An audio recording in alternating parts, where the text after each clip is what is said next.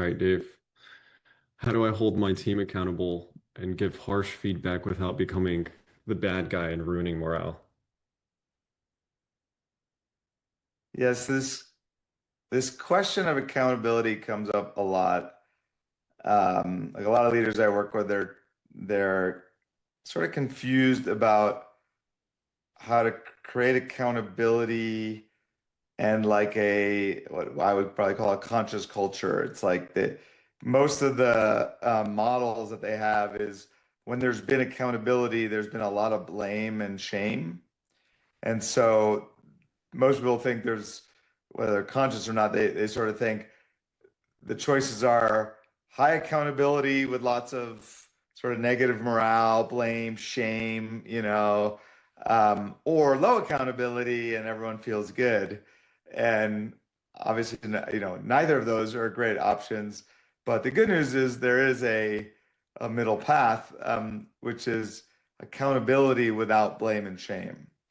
And this is something I've learned from the conscious leadership group, um, that, well, in part, that most people do accountability from below the line, meaning they start with the premise that if the goals were not met, that's bad and wrong and a problem. And so they immediately go to, okay, well, who's to blame?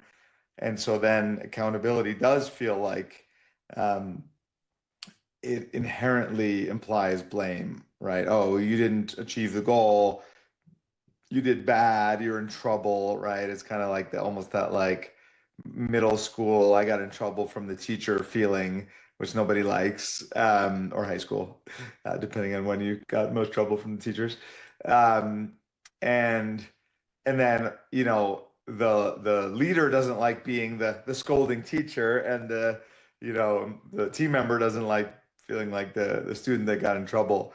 I think that's just a metaphor that people have, from growing up. So there's a few things I find in practice really helpful to do accountability from above the line, or to create accountability without blame and shame. One is separating out the counting from the response. So most people sort of lump it all together, and that they assume if there's accountability, there's something negative that's likely going to happen, right? And you know, anytime someone didn't do what they said they would do, implies something bad, and blame. Um, but the accounting process can be a very neutral process, like just the facts, ma'am, right? Like, what did we say we would do, and what happened? Like, they're all just facts at that level. So, okay, let's say it's a sales team, well, we said we were going to hit 4 million in, quarterly revenue, and we had 3.6. Like, those are just facts. So I challenge clients to be as neutral as possible around the accounting. Like, let's just take the account, like accounting is just, they're just the numbers. It's like what occurred, or an engineering team, right? Okay, we said we would launch this feature, and we still have 2 more weeks in development. We said we'd launch it by this date. Okay, that's just what is.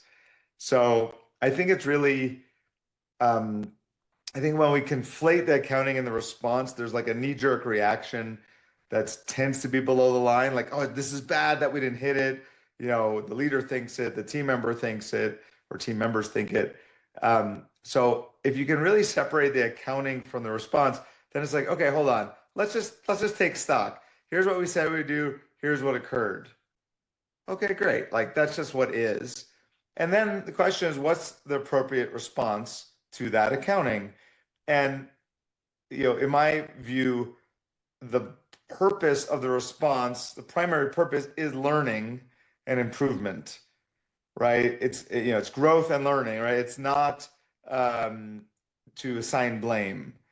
Uh, and sometimes, and this is a little nuanced, sometimes the learning is this person is not in the right role. And so the conclusion is they need a new role, or I need to let them go from the company because they don't have the skills let's say it's like, the third time in a row where they missed the target, and in your view, it was eminently achievable, the conclusion might be they're not the right person for this role or for my company, and I'm going to decide to let them go. But interestingly, you could do all of that without any blame. Like you don't blame them. It's not like, oh, they're a bad person. They should have done it differently. It's just about being grounded in the facts and the reality of, okay, they seem to not be able to do it. So do I coach them? Do I give them feedback? Is there something structurally that needs to be different, or are they just not the right person for the company or the role? And by the way, also a response could be, oh my God, we hit 80% of goal and we didn't know that COVID was going to happen or that tariffs were going to happen. Like, I'm going to give you a raise and a promotion, right? Like, that's the reason why separating the accounting from the response is so important, because it's so context specific, right? Like, whether or not you achieved a goal that you set out, 3 months earlier, let's say, um, you know, the fact of that, the appropriate response to that is wildly dependent on the circumstances. Maybe we lost some team members, and yet the team still managed to achieve 80% with, 60% of the team, right? So that's why I think it's so important to separate the accounting from the response, because depending on the circumstances, the same exact facts could yield entirely different set of response that would be appropriate. Because someone, missing plan or missing a target doesn't necessarily mean that they don't have the skill or the commitment. It could mean that, some exogenous factors. Um, so let's talk about responsibility for a second, because I think people confuse responsibility with self-blame, or even with blame, right? Like, because I hear leaders be like, well, you missed the goal, you need to take responsibility, but they really mean you need to take the blame. Like, this is bad and it's your fault.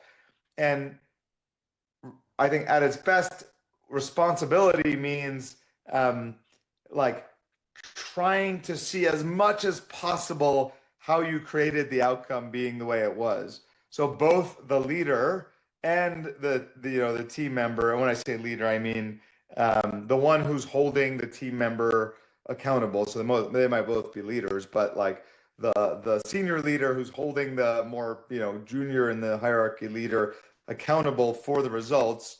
Um, Also, I think at best takes their 100% responsibility. Well, how did I contribute to the team not hitting their goal, right? Maybe I failed to set expectations clearly.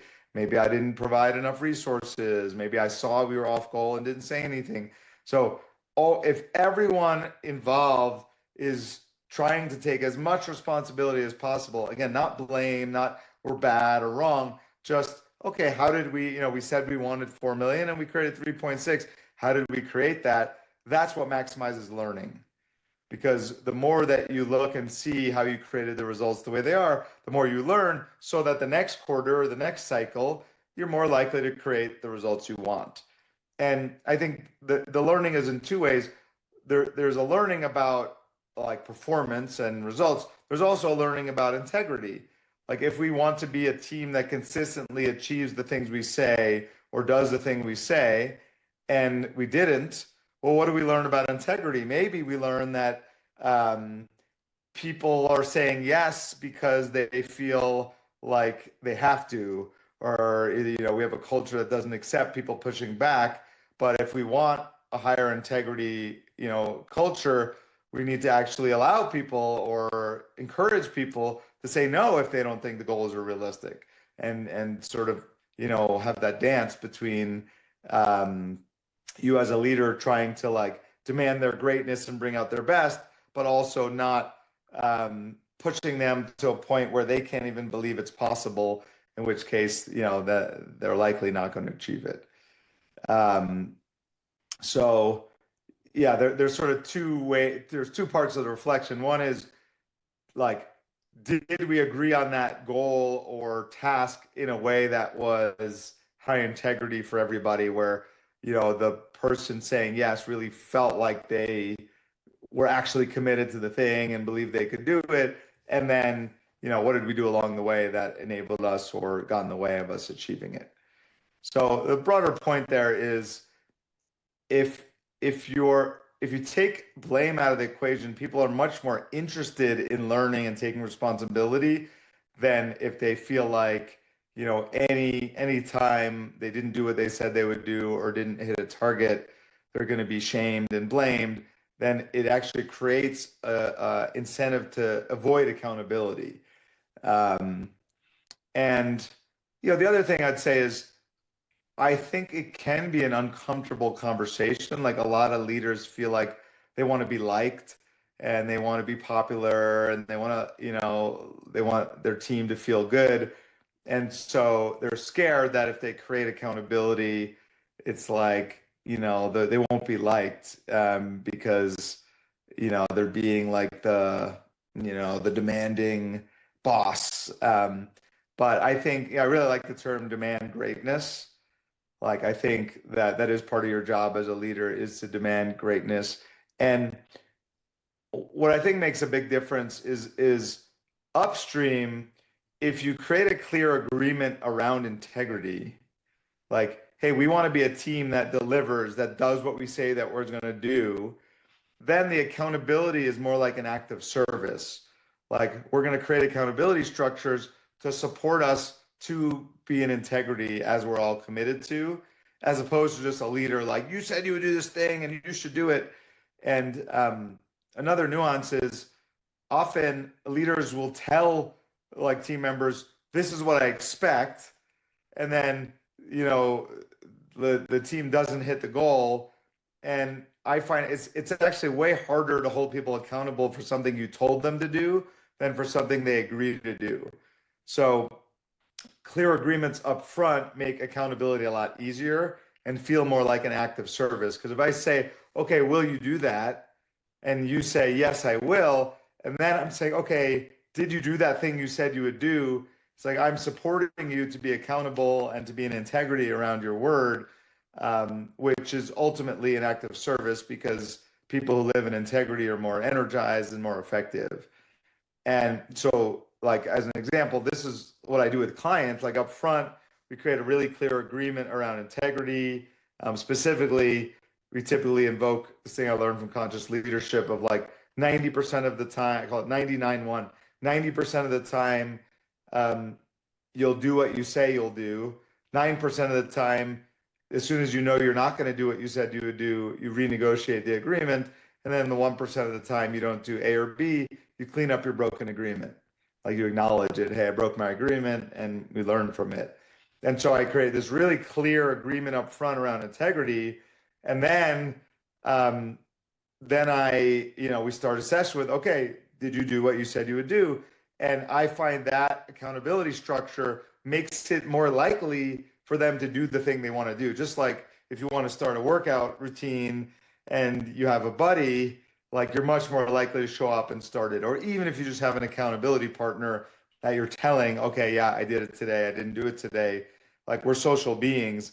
And so accountability is ultimately an act of service if you're committed to integrity and you have a clear agreement around what you're going to do, and then there's going to be accountability. Just knowing there's going to be accountability makes it more likely that you're going to do the thing.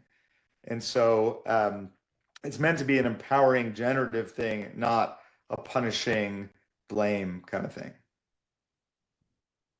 I see. So what if you as the leader, you're separating the facts from the response, but your team is like you get the sense that your team is still has the meaning that, say you didn't hit the goals or whatever, that there's some negative meaning associated with that. And you get Yeah. the sense that they might be like trying to just tell you what they think you want to hear instead of just like actually inquiring into how they created that result. How would you go about that situation? Yeah, it's funny. I have a lot of leaders who I'm teaching them conscious leadership, and then they ask me questions like that, and I'm like, well, are you teaching your team conscious leadership? And they're like, no. I'm like, well, do you see how valuable these tools are, like above and below the line? And like, yes. I'm like, well, what? It's like a little like you're trying to like run a race with your legs tied. Um, like I recommend that if you think these distinctions are useful, you teach them to your team, and then you can have a conversation like, hey guys, it seems like you're all below the line about this thing. Like, let's just see what we can learn from it so that we can, be more effective next time. Like, in my view, once, the past is done. So, like, really the only useful thing about the past is to learn from it. If you use it as a whip to like make yourself feel better, like that's just a lose-lose. You've already missed the goal. Now you're gonna feel bad about it. And I find like shame is, you know, again, it's like dirty fuel. Like you could use it to try to motivate yourself, but I find that when teams blame and shame themselves, they actually learn less and don't improve as fast as teams where they just genuinely are curious and take responsibility. So I would just call it out. If I was a leader, I'd say, "Hey guys, hold on. It seems like there's a lot of blame here. You guys are blaming yourselves. Like I'm just not interested in blame. I'm interested in us looking what can we learn so that we can be more effective in the future." It reminds me there was this old this coach who's been around a long time named Marshall Goldsmith. He had this article called "Feed Forward, Not Feedback."